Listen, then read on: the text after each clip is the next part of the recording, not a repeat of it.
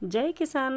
ಇವತ್ತಿನ ವಿಡಿಯೋದಲ್ಲಿ ನಮ್ಮ ಅಕ್ಕನ ಮನೆಯಲ್ಲಿ ಪೂಜೆ ಇದೆ. ಹಾಗಾಗಿ ನಮ್ಮ ಮನೆಯಲ್ಲೂ ಕೂಡ ಪೂಜೆ ಇರೋದರಿಂದ ಶುಕ್ರವಾರದ ಪೂಜೆಯನ್ನು ಮುಗಿಸ್ಕೊಂಡು ಇವಾಗ ಇನ್ನೇನು ಹೋಗಬೇಕು, ಅಕ್ಕನ ಮನೆಗೆ ಹೋಗೋಣ ಬನ್ನಿ. ನಾನು ಬರೋಷ್ಟರಲ್ಲಿ ನಮ್ಮ ಹಿರಿಯ ಅಕ್ಕ ಅಂದರೆ ರೂಪಕ್ಕ ಇಲ್ಲಿ ಹೋಳಿಗೆಯನ್ನು ರೆಡಿ ಮಾಡೋದಕ್ಕೆ ಸ್ಟಾರ್ಟ್ ಮಾಡ್ಕೊಂಡಿದ್ದಾರೆ.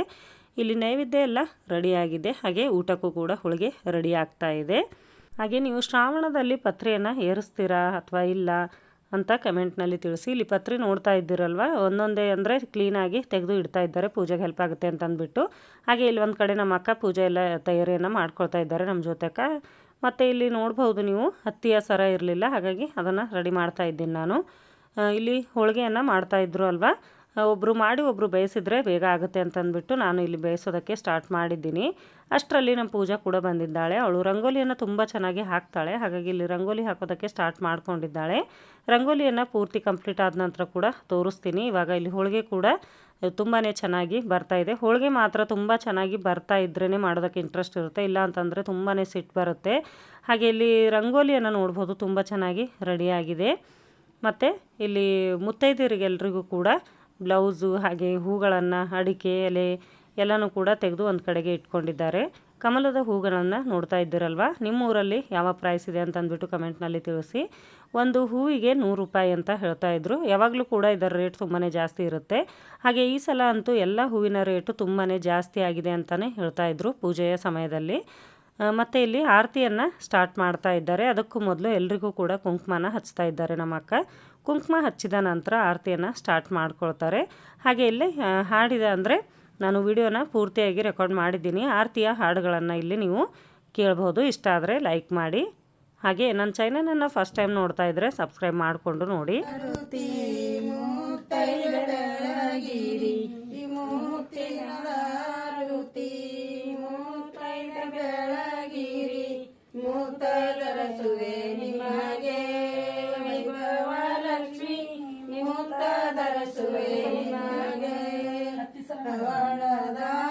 ಟೇಬಲ್ ಮೇಲೆ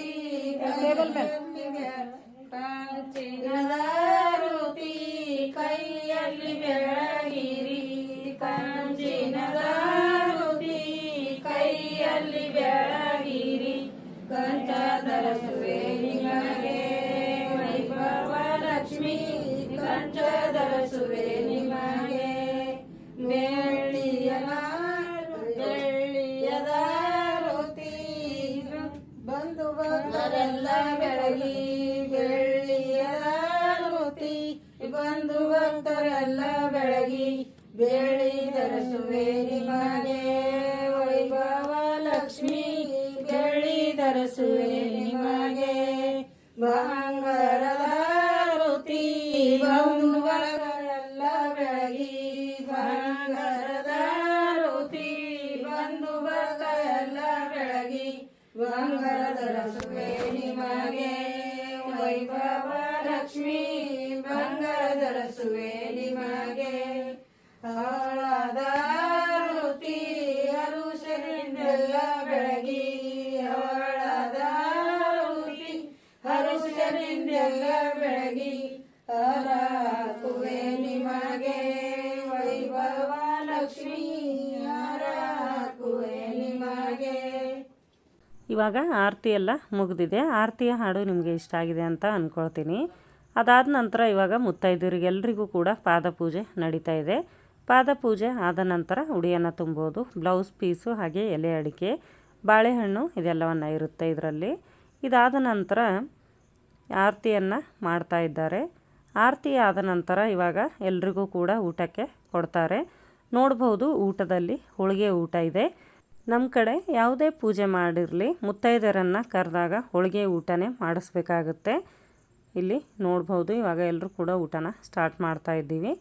ವಿಡಿಯೋ ನಿಮಗೆ ಇಷ್ಟ ಆಗ್ತಾಯಿದೆ ಅಂತ ಅಂದ್ಕೊಳ್ತೀನಿ. ಇಷ್ಟ ಆದರೆ ಲೈಕ್ ಮಾಡಿ, ಶೇರ್ ಮಾಡಿ. ಹಾಗೆ ನಮ್ಮ ಕಡೆ ಯಾರಾದರೂ ಮುತ್ತೈದೆಯನ್ನು ಇರೋದಕ್ಕೆ ಹೇಳಿದಾಗ ಊಟ ಹಾಗೆ ನಾಷ್ಟ ಏನೂ ಮಾಡೋ ಹಾಗಿಲ್ಲ, ಹಾಗೆ ಬರಬೇಕಾಗುತ್ತೆ. ಡೈರೆಕ್ಟಾಗಿ ಇಲ್ಲಿಯೇ ಬಂದು ಊಟ ಮಾಡಬೇಕು. ಫಸ್ಟಿಗೆ ಸ್ವಲ್ಪ ಅನ್ನ ಸಾರು ಊಟ ಮಾಡಿ ಹೋಳಿಗೆಯನ್ನು ಊಟ ಮಾಡ್ತೀವಿ. ನಿಮ್ಮ ಕಡೆ ಹೇಗೆ ಪದ್ಧತಿ ಅಂತ ಅಂದ್ಬಿಟ್ಟು ಕಮೆಂಟ್ನಲ್ಲಿ ತಿಳಿಸಿ. ಇವಾಗ ಪೂಜೆಯನ್ನು ಯಾವ ರೀತಿಯಾಗಿದೆ ಅಂತ ಅಂದ್ಬಿಟ್ಟು ನೋಡಿ. ಪೂಜೆ ಅಂತೂ ತುಂಬ ಚೆನ್ನಾಗಾಗಿದೆ. ಹಾಗೆ ನಿಮ್ಮ ಮನೆಯಲ್ಲೂ ಕೂಡ ವರಮಹಾಲಕ್ಷ್ಮಿ ಹಬ್ಬನ ಆಚರಣೆ ಮಾಡ್ತೀರಾ? ಹಾಗೆ ಹೇಗೆ ಮಾಡ್ತೀರಾ ಅಂತ ನನಗೆ ಕಮೆಂಟ್ನಲ್ಲಿ ತಪ್ಪದೆ ತಿಳಿಸಿ. ಹಾಗೆ ಮನೆಯಲ್ಲಿ ಮಾಡುವಂತಹ ದಿನಾಲೂ ಮಾಡ್ತೀವಲ್ವ ಪೂಜೆ, ಆ ಪೂಜೆ ಕೂಡ ತುಂಬ ಚೆನ್ನಾಗಿದೆ, ನೋಡ್ಬೋದು. ಮತ್ತೆ ಸಿಗ್ತೀನಿ ಮುಂದಿನ ವಿಡಿಯೋದಲ್ಲಿ.